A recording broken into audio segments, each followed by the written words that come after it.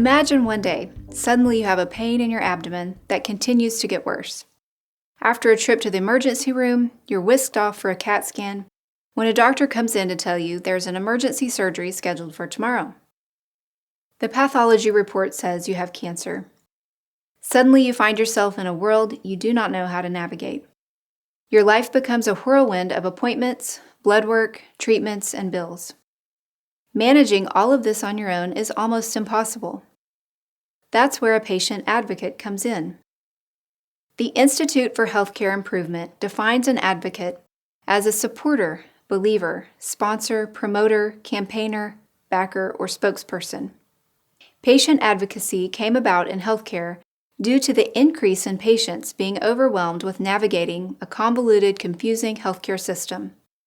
The insurance and billing alone can be difficult to figure out, let alone treatments and choosing services. Patient advocacy has its origins from the early days of cancer treatment in the 1950s.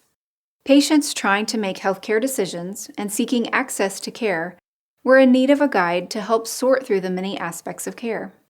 A patient advocate can be a family member, nurse, case manager, medical billing specialist, friend, attorney, social worker, chaplain, or layperson.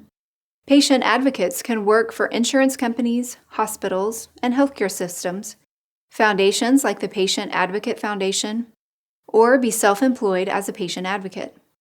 The role of a patient advocate can pertain to a variety of aspects of navigating the healthcare system.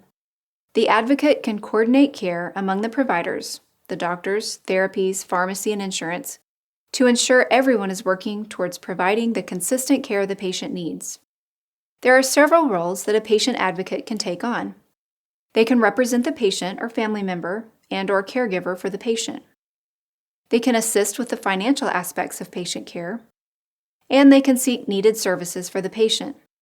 The advocate can also be a part of the treatment plan process for the patient by knowing the illness the patient is dealing with, the standard of care treatments, and then assisting the patient in making the best choice for them.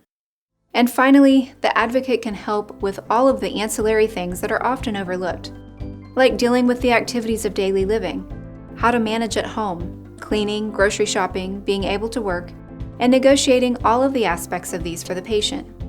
It is their goal to provide all of the support the patient may need, so they can get the best access and care for their disease process and focus on living, coping with their disease, and getting well if that is the goal. Thanks for watching and happy studying.